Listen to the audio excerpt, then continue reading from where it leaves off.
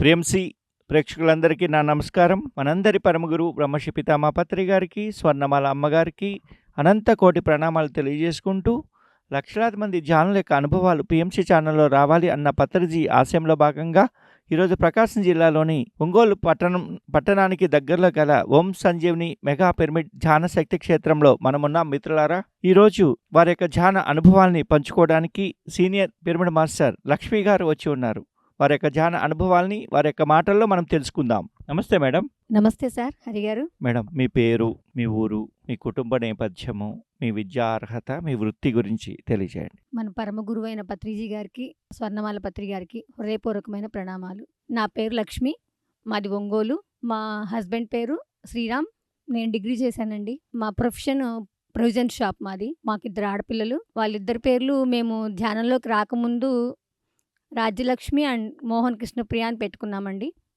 దీంట్లోకి మేము 2008లో వచ్చాము.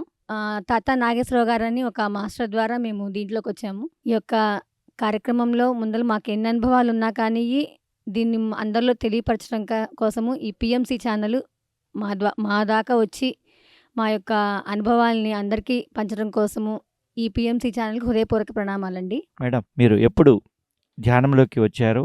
ఎవరి ద్వారా మీకు ధ్యాన పరిచయం జరిగింది? ధ్యానానికి ముందు మీ జీవితం ఎలా ఉండేది? ధ్యానం తర్వాత మీ జీవితం ఎలా ఉంది? మేము 2008లో వచ్చామండి ఈ ధ్యానంలోకి. దీన్ని మాకు పరిచయం చేసింది తాత నాగేశ్వరరావు గారు. అయితే ధ్యానానికి ముందు గందరగోళము, గజిబిజి. ధ్యానం తర్వాత అద్భుతం జీవితం. ఈ ధ్యానం లేనిదే ఈ భూమి మీద మేము లేము, మా కుటుంబం లేదు. ధ్యానం వల్ల ఆరోగ్యం, ధ్యానం వల్ల మానసిక ప్రశాంతత, ధ్యానం సకల సమస్యల పరిష్కారిణి, ధ్యానం వల్ల ఆనందం అంటాం. మరి మీలో ఎలాంటి మార్పులు వచ్చినాయి ఈ పరంగా? నాకు గర్భసంచి ప్రాబ్లం వచ్చిందండి. అప్పుడు నాకు ఏజ్ 24 ఇయర్స్. ఈ గర్భసంచి ప్రాబ్లం వచ్చినప్పుడు 1 వీక్లో నీకు గర్భసంచిని తీసేసేయాలమ్మా అని చెప్పి డాక్టర్తో కన్సల్ట్ అయినప్పుడు చెప్పారు. ఆ భయానికి నాకు ఫీవర్ వచ్చేసేసి షివరింగ్ వచ్చేసేసింది. ఇంకా తాత నాగేశ్వరరావు గారి ద్వారా పరిచయం జరిగింది కదా. సరే, ఆయన ధ్యానం ద్వారా సర్వరోగ నివారణ అంటున్నారు, మనం ట్రైల్ ఎందుకు వేయకూడదు అని చెప్పేసేసి మాకు అక్కడ ఒంగోలులో సిద్ధాస్ పిరమిడ్ ధ్యాన కేంద్రం ఉండేది. అక్కడ కేవి స్వామి గారు అని చెప్పేసి వచ్చి అక్కడ ధ్యాన ప్రచారం చెప్తూ ఉండేవాళ్ళు. 41 డేస్ మెగా లివింగ్ కోర్సులని అలా కోర్సెస్ చెప్పి 41 డేస్ చెప్పేవాళ్ళు. అట్లా దాంట్లో పార్టిసిపేట్ చేసి ధ్యానం చేస్తూ ప్రతిరోజు ఎర్లీ మార్నింగ్, నాకు అసలు చీకటన్నా భయము, బయటకు వెళ్ళాలంటే భయము. ధ్యానానికి ముందు భయం వల్ల డిగ్రీ డిస్కంటిన్యూ చేశాను. ఈ ధ్యానంలోకి వచ్చినాక ఇప్పుడు ఎక్కడికైనా సరే ఎర్లీ మార్నింగ్ 4:30కి వర్షం వస్తున్నా గొడుగు వేసుకొని చీకట్లో అట్లానే పిరమిడ్కి వెళ్ళేదాన్ని. అంటే ఈ ధ్యానం నాకు అంత ధైర్యాన్ని ఇచ్చింది. మొదలు ఫస్ట్ చదువే మానేసుకున్న దాన్ని ఒక్కదాన్ని ఎర్లీ మార్నింగ్ పొద్దున్నే రోజు 4 to 6:30 2.5 గంట ధ్యానానికి వెళ్ళేదాన్ని. ఈ ధ్యానం నాకు అంత ధైర్యాన్ని ఇచ్చింది మెయిన్ ఫస్ట్. తర్వాత ఇట్లాగా మనము ధ్యానం చేసుకుంటున్నాం కదా, ధ్యానం ద్వారా సర్వరోగ నివారణ అన్నారు కదా అని చెప్పేసి 41 రోజులు రోజు 2 గంటలు అట్లా సాధన చేస్తూ వచ్చాను. 41 రోజులు అయిపోయినాక మళ్ళీ డాక్టర్ దగ్గరికి వెళ్ళాను. ఈ 41 రోజులు చేసే సాధనలోనే ఒక 1 వీక్లోనే నాకు అర్థమైపోయింది, నాకు ప్రాబ్లం ఏదో లేదు, క్లియర్ అయిపోయినట్లుగా ఉందని. కానీ ఇంకా మనం అప్పుడే ఎందుకు వెళ్ళటం డాక్టర్ దగ్గరికి అని చెప్పేసి నేను పిరమిడ్లో 41 డేస్ అయిపోయినాక నేను హోమియో క్లినిక్ చూపించుకునే వాళ్ళమండి. మాకు ఇంగ్లీష్ మెడిసిన్ అంటే భయం అని చెప్పేసి అక్కడ వెళ్ళి మళ్ళీ నేను స్కానింగ్ తీపించుకుంటే, నీకు ఎవరు చెప్పారమ్మా, గర్భసంచి ప్రాబ్లం ఏం లేదు, క్లియర్ అయిపోయింది అన్నారు. ఇంకా అంతకంటే రుజువు ఏం చెప్పండి.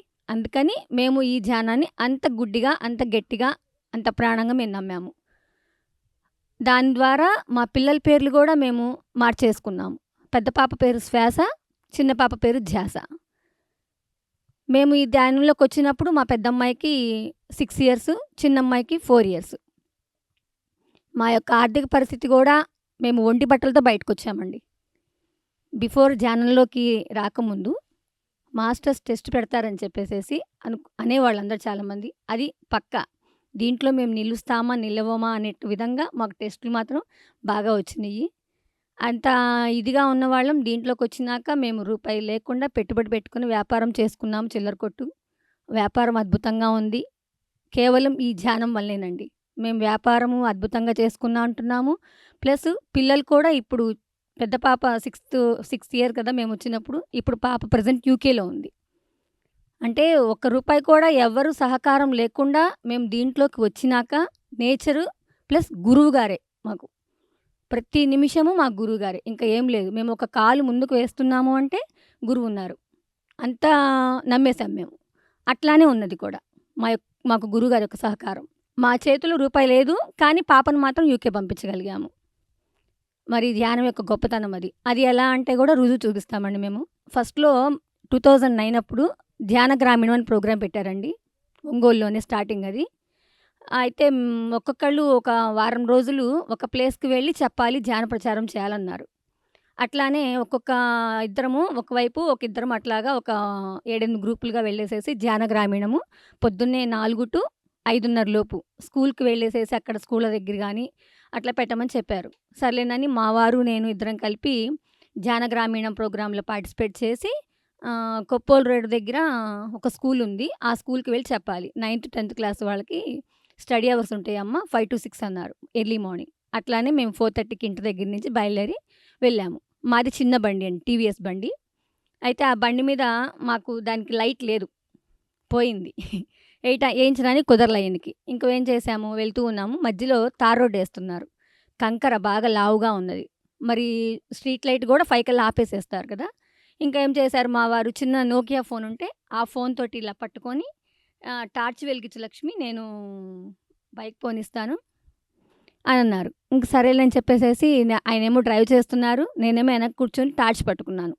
టార్చ్ పట్టుకోగానే లైట్ ఎలిగిందండి బండికి. పోయిన లైటు అసలు 6 మంత్స్ నుంచి దాన్ని యూజ్ లేదింకా. ఓన్లీ లైట్ మాత్రం ఆధారం ఉందంతే. దానికి ఎలిగే ఫెసిలిటీ లేదు. నేను టార్చ్ పట్టుకోగానే ఖచ్చితంగా బండికి లైట్ ఎలిగింది. అది వెలిగింది. మేము అక్కడి నుంచి స్కూల్ దగ్గరికి వెళ్ళడానికి 1.5 కిలోమీటర్ ఉంటది. అక్కడికి వెళ్ళంగానే ఆగిపోయిందండి. ఇంకా అంతకంటే మిరాకిల్ ఏముందండి చెప్పండి? ఒక అడుగు మనం వేస్తే ప్రకృతి 100 అడుగులు ముందుంటుంది అని అక్కడ రుజువైపోయింది. అట్లా అదొక గట్టిగా మేము నమ్మేసామింక. అది అయిపోయినాక మళ్ళీ అమావాస్య ధ్యానాలు, పౌర్ణమి ధ్యానాలు బాగా మేము పార్టిసిపేట్ చేస్తామండి. రోజుకి ఇప్పటికి కూడా స్టిల్ నేను 3 అవర్స్ అండ్ 4 అవర్స్ ధ్యానం చేస్తానెక్కువ. అదొకటి. ఎక్కువ 41 డేస్, 108 డేస్ అని చెప్పేసి సింగిల్ సిట్టింగ్ 6 అవర్స్, 8 అవర్స్ పెట్టుకుంటాను. ఇప్పుడు 5 ఇయర్స్ నుంచి మాత్రం అలా ఓన్లీ 3 అవర్స్, అంతకంటే తక్కువను ధ్యానానికి మాత్రము.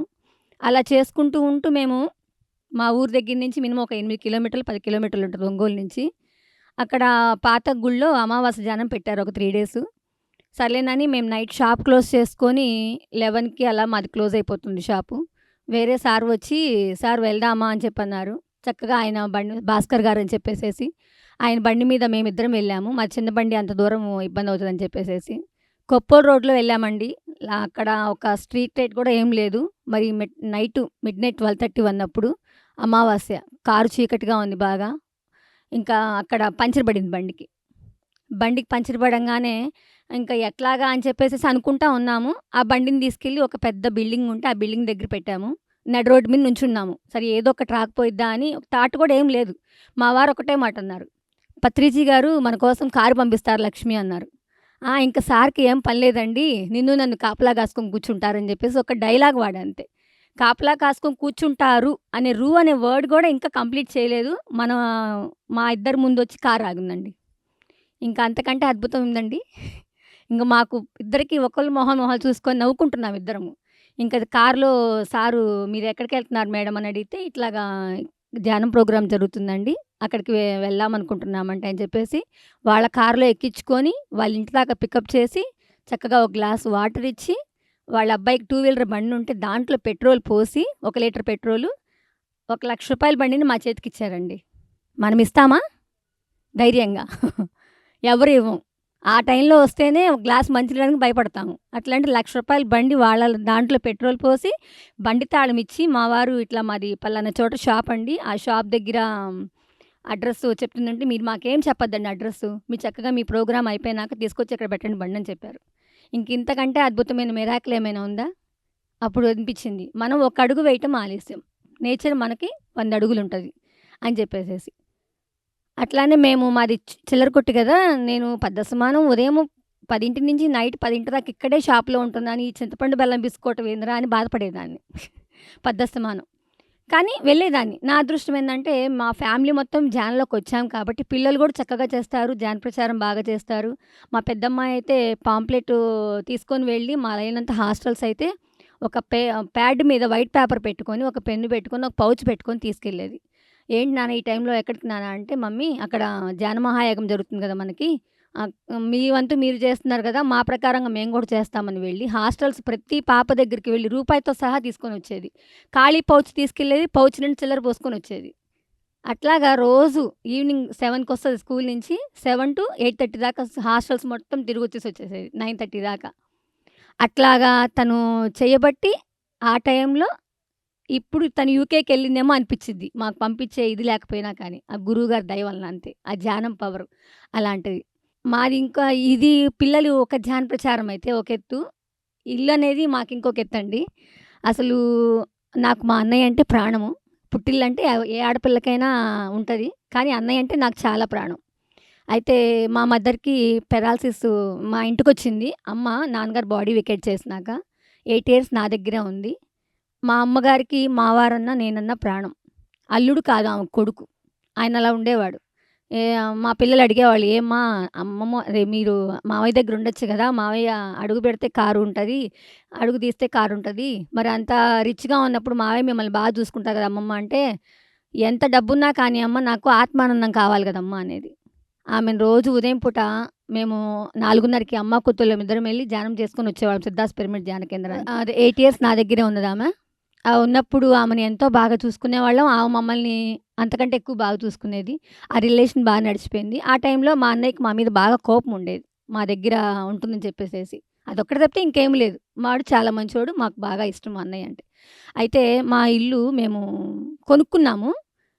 మరి ఏమీ లేదు. మా దగ్గర రూపాయి గూడా వ్యాపారం చేసుకున్నాము. వ్యాపారం చేసుకుంటూ, పిల్లల్ని చదివించుకుంటూ ఇల్లు గూడా ఏర్పరచుకోగలిగాము. మరి ఈ ధ్యానం పవరే. అదేమీ లేదు. మరి మేము ఒక్క రూపాయి గూడా మాకెవరు ఇవ్వలేదు. ఎప్పుడో మేమొచ్చినాక బయటికి 2,00,000 మనీ అప్పట్లో ఇచ్చారు మాకు అత్తయ్య వాళ్ళు. 2,00,000 ఏం సరిపోతాయి మనకి ఉన్నగా ఇప్పుడున్న ఎక్స్‌పెండిచర్‌కి. మరి ఆ గురువుగారి దయ వల్లే మేము ధ్యానం చేసుకుంటూ, చక్కగా ఇల్లు కట్టుకుంటూ, ఇల్లు కొనుక్కున్నాం అంతే. ఉండడానికి వెళ్ళలేదు. మేము 41 డేసు ద్రాక్షాయణి మేడం నాగేశ్వరరావు గారని చెప్పేసేసి ఒంగోలులో మాకు పిరమిడ్ ఉందండి. వాళ్ళ ఇంట్లో 41 డేస్ ధ్యానంకెళ్ళాము. ఏ టైంలోనైనా మా హస్బెండ్ నాకు బాగా కోఆపరేట్ చేస్తారు. వెళ్దాం ఓకే. ఆయనేంటంటే మార్నింగు 6 నుంచి నైట్ 12 దాకా బిజినెస్‌లో బాగా స్ట్రెయిన్ అవుతారు. అందుకని చెప్పేసేసి తనని నేను ఎక్కువ స్ట్రెస్ చేయను. మీరు పడుకోండి వచ్చి నేను వెళ్లి ధ్యానం చేసుకుంటాను. అంటే ఆయన ఒక 1 అవరో, ఒక హాఫ్ అన్ అవర్ చేసుకునేవాళ్ళు. ఆయన పక్కన పడుకునేవాళ్ళు. నేను మాత్రం సింగిల్ సిట్టింగ్ 8 అవర్స్ చేసేదాన్ని. అట్లా 41 డేస్ చేశానండి ధ్యానము. ఖచ్చితంగా 41 డే అండి. ఎర్లీ మార్నింగ్ మా అన్నయ్య 5:30కో, 6కో ఫోన్ చేశారు మా వారికి. చేసి "బావ లక్ష్మి ఉందా?" అని అడిగారు. "ఉంది శ్రీను ఇక్కడే ఉందన్నారు." అయితే "మీరు ఇంకా మీరేమి ఇల్లు కొనుక్కొని కూడా 4 ఇయర్స్ అవుతుంది. ఆ ఇంట్లోకి వెళ్ళటానికి మీరెందుకు ముందుకు రావటం లేదు? దానికి కావాల్సిన లోపలున్న ఇంటీరియర్‌కి వాటికి నేను మీకు మనీ హెల్ప్ చేస్తానన్నాడండి." మరి అన్నయ్యకి నాకు అసలు మాటలే లేవు. ఉన్నది ఏదో లైట్‌గా పైపైన ఒక 8 ఇయర్స్ నుంచి. ఒక్క 41 డేస్ ధ్యానం అయిపోయినాక 41 డే పిరమిడ్‌లోంచి బయటికి రాంగానే అన్నయ్య ఆ మాట చెప్పంగానే అసలు మాకింక ఆనందాలు లేవు. ఇంకొంచెం రీమోడల్ చేసేసుకొని ఆ సొంత ఇంట్లోకెళ్ళిపోయాము. అంటే ఈ ధ్యానం వలన మన యొక్క ఆర్థిక పరిస్థితి, ఆరోగ్య పరిస్థితి, మానసిక పరిస్థితి ఎంతో అద్భుతంగా అసలు ఎలా ఉండేవాళ్ళమంటే బిఫోర్ మ్యారేజ్ బిఫోర్ ధ్యానంలోకి రాకముందు ఉన్న స్ట్రగుల్స్‌కి నా భర్తని, నా పిల్లల్ని చెరొక తోడ మీద పెట్టుకొని పడుకొని అంత స్ట్రగుల్స్ ఫేస్ అయ్యాము. అత్తమామలంటే రాక్షసుల్లాగాని ధ్యానంలోకొచ్చినాక ఈ మన గురువుగారిచ్చిన జ్ఞానానికి వాళ్ళు నాకిచ్చిన అదృష్టం అనుకుంటా అత్తామామల్ని. ధ్యానానికి రాకముందేమో రాక్షసులే. అటువంటి వాళ్ళే ధ్యానంలోకొచ్చినాక వాళ్ళే భగవంతుళ్ళు. వాళ్ళే నాకు దారి చూపించిన మోటివేషన్ మాస్టర్స్ అని తెలుసుకున్నాను. మేడం మీరు ఎప్పుడు శాకాహారిగా మారారు? శాకాహారిగా మారకముందు మీ ఆలోచనలు, మీ ఎమోషన్స్ ఎలా ఉండేయి? బై బర్త్ మేము శాకాహారులమేనండి. దానివలన నాకేందంటే శాకాహారికి, మాంసాహారానికి తేడా తెలీదు. ఎందుకంటే మేమెప్పుడు ఫస్ట్ నుంచి శాకాహారులం కాబట్టి దాని వేరియేషన్ తెలీదు. అందుకని ఎప్పుడైనా మేము ఫస్టు శాకాహారికే మేము మా షాప్ ఉన్నది కదా! అందరు చుట్టుపక్కలంతా హాస్పిటల్స్ అండి మాకు. ధ్యాన ప్రచారానికి వెళ్ళటానికి ఇబ్బంది కలుగుతుందా అని ఒక థాట్ అనుకునేదాన్ని. నాకొక ఐడియా వచ్చింది. మనం కూర్చున్న సీట్‌లోనే మనకున్న పరిధిలో ధ్యాన ప్రచారం చేయొచ్చు, శాకాహారం గురించి చెప్పొచ్చు అని చెప్పేసేసి. అట్లానే స్కూళ్ళకి వెళ్ళి చెప్పేవాళ్ళం శాకాహారం గురించి. పత్రి సార్‌ని ఎప్పుడు కలిసారు? కలిసినప్పుడు ఎలాంటి అనుభూతులు మీకు కలిగినాయి? అది భౌతికంగా అవ్వచ్చు, ధ్యానపరంగా అవ్వచ్చు. నేను ధ్యానంలోకొచ్చిన 2008లో నేను సార్ తోటి ఎమ్మటనే ఒక 1 ఆర్ 2 మంత్స్‌లోనే సార్ యొక్క సాన్నిహిత్యంలో ప్రయాణం చేశాను. ఫస్ట్ టైము సార్‌ని చూసినప్పుడు ఏందంటే, సార్‌కి అలవాటే గదా! ఎక్కడైనా క్లాస్ జరిగితే బయటకొచ్చేసేసి ఆ ఓపెన్‌లో చైరేసుకొని కూర్చొని అందరూ సార్ దగ్గర గ్యాదర్ అవుతారు గదా! అట్లానే సారు ఫస్టు ఓపెన్ గ్రౌండ్‌లో కూర్చున్నారు. మాకక్కడ ఒంగోలులో ఆహ్, ధ్యాన నవరాత్రి వేడుకలు జరుగుతాయి. అక్కడికి సార్ లాస్ట్ రోజొస్తారు. అట్లానే వచ్చారు. అందరూ కాళ్ళు ఒత్తుతా ఉన్నారు సార్‌కి. మనం అక్కడే నుంచున్నాము. అప్పుడే స్టార్టింగ్ మనం వెళ్ళటం ధ్యానంలోకి. షాప్‌లో ఒక చిన్న ఇన్సిడెంట్ జరిగింది మా వారికి నాకు. ఎట్లైనా సరే ఇంటికొచ్చి నాకు సాయంత్రం చెడామడా కడిగేసేయాలని చెప్పేసేసి డిసైడ్ అయిపోయా. డిసైడ్ అయిపోయినాక అక్కడికి వెళ్ళి ఆ సార్‌కి ఎదురుగా నుంచొనున్నాను. నుంచొనుంటే ఎవరినో సార్‌ని తిడుతూ ఇండైరెక్ట్‌గా అది నాకు అర్థమైపోయిందింక. పనికిమాలిన ఆలోచనలు "పక్క జరగండి" అని చెప్పేసేసి గట్టిగా హార్ష్‌గా మాట్లాడేశారు. ఓహో! అయితే ఇది నాకే ఎట్టుగా ఉంది. ఈ పనికిమాలిన ఆలోచన అనేది అని నేను ఐడెంటిఫై చేశాను. అబ్బా! మనల్ని సార్ చూడకుండానే సార్ దగ్గర నుంచుంటేనే ఆయన మన యొక్క ఆరాన్ని అర్థం చేసేసుకొని మన మైండ్‌లో ఉన్న నెగెటివ్‌ని కూడా క్లీన్ చేసేసారు. మనల్ని చూడలేదు సార్ ఎప్పుడు. నేను సార్ తోటి ఎప్పుడు టచింగ్‌లో లేను. అప్పుడే స్టార్టింగ్ నేను రావటం ధ్యానంలోకి 2008లో. అప్పుడు ఆయన ఆ మాట మాట్లాడంగానే ఓహో! ఓకే. ఇది మనకి అద్భుతమైన గురువుగారు. ఈ బాట అద్భుతమైంది మనకి అని చెప్పి సార్ సాన్నిహిత్యము నాకు బాగా ఇష్టమైంది. అదొకటి. సారు ఒంగోలొచ్చినప్పుడల్లా సిద్ధా సూర్యప్రకాష్ గారంటే దిగుతారు. నా అదృష్టం ఏందంటే బై బర్త్ ప్యూర్ వెజిటేరియన్ కాబట్టి నేను మేడం జయశ్రీ మేడము నాకు ఫోన్ చేసేవాళ్ళు. లక్ష్మి ఇట్లా సారొస్తున్నారమ్మా. సార్‌కి వంటకి ప్రిపేర్ చేయాలంటే మరి వస్తావమ్మా అని అడిగేవాళ్ళు. ఎంత మహద్భాగ్యం మేడం అని చెప్పేదాన్ని. చక్కగా వచ్చేదాన్ని. సార్‌కి కావాల్సినయి అన్నీ మేము మెనూ ఏర్పాటు చేసుకొని, నేను, జయశ్రీ మేడము, పద్మావతి మేడం అని చెప్పేసేసి సునీల్ గారి మిసెస్ మేము ముగ్గురము ఒకళ్ళకొకళ్ళము షేర్ చేసుకొని సార్‌కి ఇష్టమైన వంటలన్నీ చేసేవాళ్ళము. ఆ యొక్క మహద్భాగ్యం నాకు కలిగించినందుకు ముందల గురువుగారికి నాకు కృతజ్ఞతలు చెప్పుకుంటానండి. అంటే ధైర్యం ఉండదు. సార్ దగ్గరికి వెళ్లి మాట్లాడాలి, సార్ పక్కన కూర్చోవాలి అనే ధైర్యం ఉండదు. కనీసం ఇటువంటి అదృష్టాన్నైనా సార్ నాకు కల్పించారని చెప్పేసి నేను ఆనందపడతాను.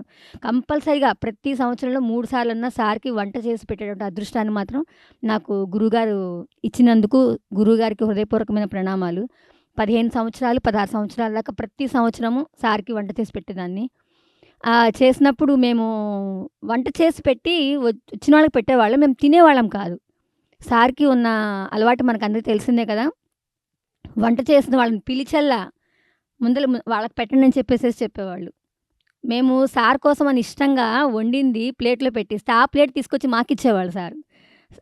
ఇంక మనం సమాధానం ఉండదుగా అక్కడేమి. సార్ ఏది చెప్తే అది మనకు ఓకే.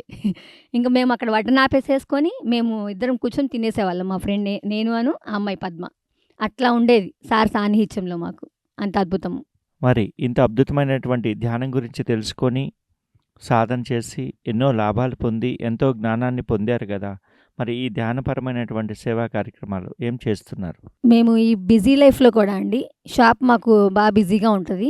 అయినా సరే మనకి శాకాహారాలని చెప్పేసేసి పాంప్లెట్స్ ద్వారా ఫోన్ల ద్వారా పంపిస్తారు కదండీ!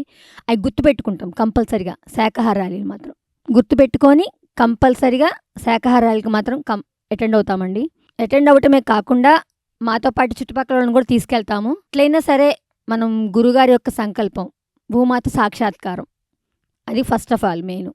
అంటే ధ్యాన ప్రచారము, పిరమిడ్ జగత్తు, శాకాహార జగత్తు. ఈ 4 అనేది గురువుగారి యొక్క సంకల్పం. అదే సంకల్పం మన సంకల్పం గూడా.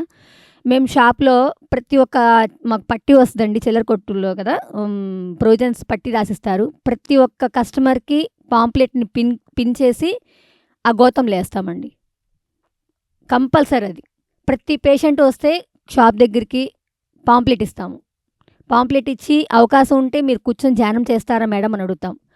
90 పాళ్ళు మాత్రం కూర్చొని ధ్యానం నేర్పించండి మేడం అని అడుగుతారు. అందుకని చక్కగా ఒక చైర్ ఏసి పెడతాము. ఎంత బిజీగా ఉన్నా గానీ ఒక బోర్డ్ పెట్టేసేసి మేము మా షాప్ ముందు ఇక్కడ ఉచితంగా ధ్యానం నేర్పబడును అని చెప్పేసేసి బోర్డు మీద మా వారి నెంబరు, నా నెంబర్ ఏసి పెడతాము. మాకు ధ్యాన ప్రచారం కుదరటం లేదు. ఎట్లాగా అని చెప్పి అందరూ అనుకుంటా ఉంటారు. అట్లా మనం దానికోసం స్పెషల్‌గా స్ట్రెస్ అవ్వాల్సిన పని లేదు. మనకున్న పరిధిలో.